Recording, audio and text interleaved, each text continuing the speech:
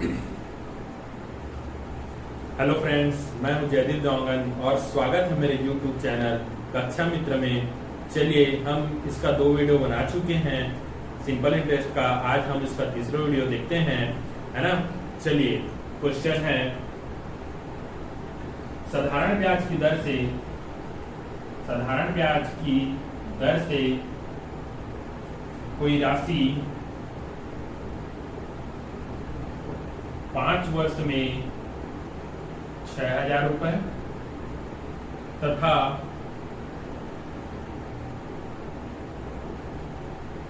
SI की दर से कोई राशि 7 वर्ष में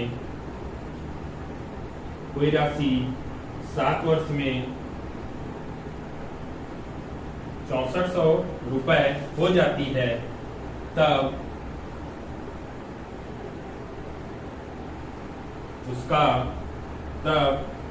उसका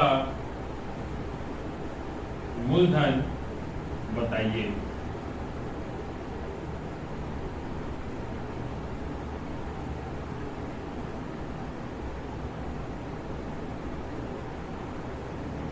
देखिए फ्रेंड्स, इस प्रकार के क्वेश्चन आते हैं, है ना, और इसे सॉल्व करने का बहुत ही सिंपल तरीका है। चलिए मैं बताता हूं। एसआई की दर से कोई राशि 5 वर्ष में, है ना, कितने वर्ष में? 5 इयर्स में। देखिए सॉल्यूशन इसका, है ना, 5 इयर्स में कितना हो जाता है? ये 6,000 रुपए हो जाता है ना।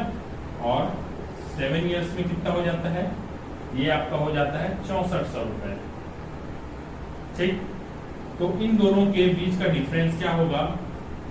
डिफरेंस निकालते हैं तो 2 इयर्स, है ना। 2 साल होगा तो 2 साल में क्या हो जाएगा? चूंकि देखिए, याद रखिएगा, ये हो जाती है वाली जो टर्म आती है, यह हमेशा क्या होता है? मिश्र धन होता है। ये क्या होगा? हमेशा याद रखिएगा, ये क्या होगा? मिश्र धन होता है। ठीक है, तो 2 साल का हमें जो मिश्र धन होगा, है ना, माइनस करेंगे, है ना। इसे मुझे पहले लिखना था, फिर ये बाद में, है ना। इसे आप समझिएगा, है ना। 6400 में 6,000 माइनस करेंगे तो क्या मिलेगा हमको? 400 रुपए बचेगा। ठीक है, तो इस प्रकार, है ना, जब ये 1 साल के लिए आ जाएगा, तो जब हम इसे 1 साल के निकालेंगे, है ना, तो क्या हो जाएगा? 400 रुपए बटे 2, 2 एकदम 2 दूनी 200। तो ये जो हमें 1 वर्ष के लिए जो निकाले हैं, यह जो हमें प्राप्त हुआ है वो क्या होगा? 1 वर्ष का साधारण ब्याज होगा। क्या होगा जी? 1 वर्ष का साधारण ब्याज होगा। ठीक है, ये क्या हो गया? 1 वर्ष का साधारण ब्याज, है ना। तो अब मान लेते हैं ये जो है हमारा क्या है? पहला इक्वेशन है या फिर दूसरा इक्वेशन? ठीक है, जैसा भी आप इक्वेशन ना मानिए, डायरेक्ट ऐसे, है ना। ठीक है, तो क्या होगा? तो इसमें क्या होगा? मान लीजिए अब हमको निकालना है मूलधन, है ना। तो मूलधन बोलेगा या फिर वह राशि बोलेगा ना। तो 5 इयर्स के लिए निकालना पड़ेगा। 5 इयर्स के लिए क्या निकालना पड़ेगा हमको? साधारण ब्याज, है ना। और इसमें हमको क्या मिल गया है? मिश्र धन तो पता है ना। तो इसमें क्या करेंगे? 5 का मल्टीप्लाई करेंगे, तो ये क्या हो जाएगा? 5 × 200 इज इक्वल टू क्या हो जाएगा? ये आपका 1000। तो ये 5 साल का क्या हो जाएगा? साधारण ब्याज हो गया, है ना। चूंकि हम क्या जानते हैं? ए बराबर मिश्र धन बराबर मूलधन धन ब्याज होता है, साधारण ब्याज, है ना। तो मिश्र धन कितना है? 6,000 रुपए इज इक्वल टू क्या हो जाएगा आपका? पी हमको निकालना है और एसआई कितना निकाले हैं? 1,000 रुपए। तो P इज इक्वल टू क्या हो जाएगा? 6,000 माइनस 1,000। तो P बराबर 5,000 रुपए। ठीक, इस प्रकार के सवालों को हम ऐसे बना सकते हैं। देखिए, मैं समझाया हूं तो इस वजह से आपको थोड़ा सा लंबा लग रहा है, लेकिन ये बहुत ही आसान है ना। और नॉर्मल मेथड से जाएंगे तो बहुत टाइम लगेगा। ठीक है, चलिए मैं इसको जो है एक बार और आपको बताता हूं, है ना, शॉर्टकट।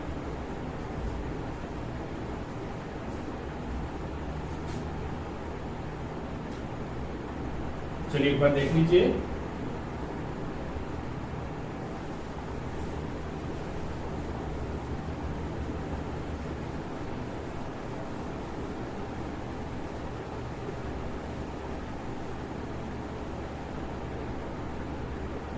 ठीक है, देखिए एक बार हमें क्या दिया है 7 वर्ष के लिए, एक बार 5 वर्ष के लिए, है ना। तो हम क्या करेंगे, मैंने तो आपको बताया हम इनका डिफरेंस निकालेंगे, है ना। तो इनका डिफरेंस निकालने पर 5 इयर्स और 7 इयर्स, है ना, दोनों का डिफरेंस निकालेंगे। एक में कितना है, एक में कितना है, तो इनका डिफरेंस क्या आएगा, इनका डिफरेंस 2 और इनका डिफरेंस क्या आएगा 400, है ना। तो 2 1 जा 2 2 जा 200, ठीक है। तो एक साल का कितना हो जाएगा, एसआई सिंपल इंटरेस्ट आपका 200 रुपए हो गया, है ना। तो 5 साल के लिए कितना हो जाएगा 1000 रुपए 1000। तो ए इज इक्वल टू क्या होता है, पी प्लस एसआई। तो ए हमको पता है 6000, पी निकालना है हमको, है ना। और एसआई कितना है अपने पास 1000 रुपए। तो पी बराबर क्या हो जाएगा 5000 रुपए, ठीक है। ऐसे आपको करना है, ठीक। चलिए नेक्स्ट क्वेश्चन पे आते हैं।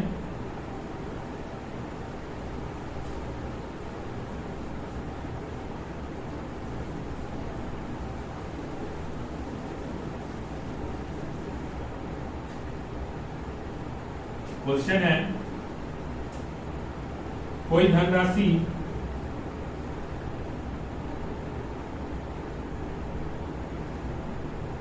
%30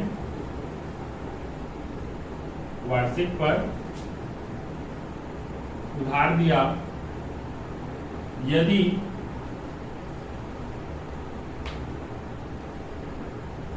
मिश्र धन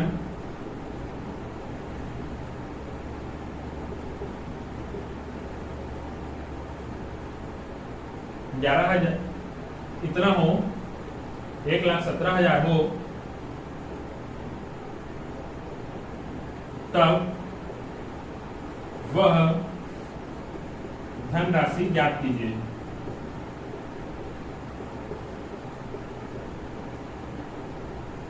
बहुत ही सिंपल, बहुत ही आसान, चुटकियों में हल होने वाले सवाल, है ना। चलिए हमारे इंग्लिश वाले बंधुओं के लिए बता देता हूं कि रेट ऑफ इंटरेस्ट, कोई इंसान है उसको 30% रेट ऑफ इंटरेस्ट पे हम पैसे देते हैं, है ना। तो हमें जो अमाउंट प्राप्त होता है वो 1,17,000 है। तो हमको प्रिंसिपल निकालना है, ठीक है। तो देखिए सबसे पहले मैंने आपको बताया था A is equal to P plus SI होता है, ठीक है। P जो है स्वयं में कितना है 100% है ना, ठीक। P क्या है स्वयं में, क्या है 100% है, ठीक है ना, ठीक। और ये जो है R इंटू टी होता है, ठीक है। तो ये कितना है 30% प्लस कितना हो जाएगा 30% एक वर्ष के लिए। तो ये टोटल कितना हो जाएगा अमाउंट में 130%। और आपका ये कितना है, ठीक। इधर से 1 0 कैंसल, 13 1 जा 13 117 और ये 00। अब हम क्या करना है 100% निकालना पड़ेगा, वही तो आपका प्रिंसिपल होता है ना। तो इधर क्या होगा 2 0 और बढ़ा देंगे हम, तो ये आपका क्या आ गया प्रिंसिपल आ गया, ठीक।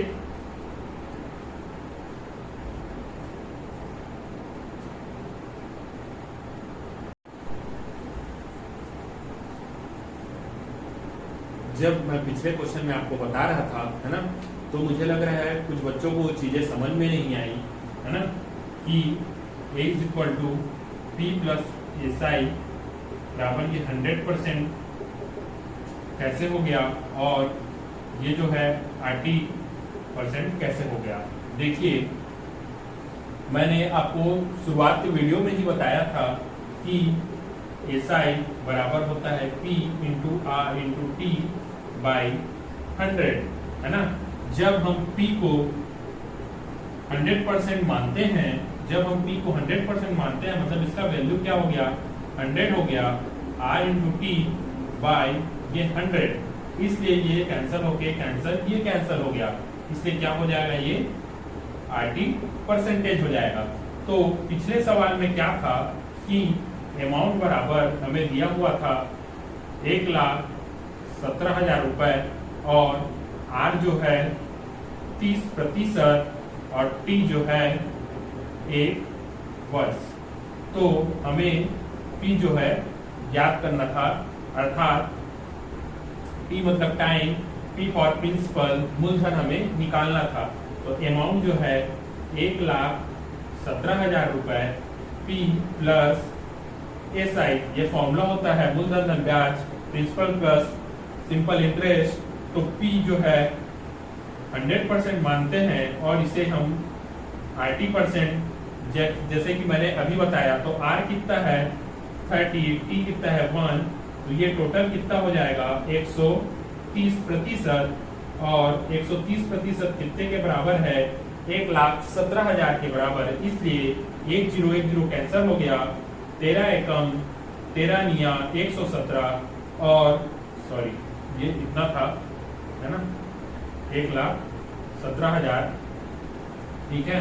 तो ये क्या हो जाएगा 00, है ना। अब 100% निकालेंगे तो क्या हो जाएगा, 100 का मल्टीप्लाई हो जाएगा, तो ये कितना आ जाएगा,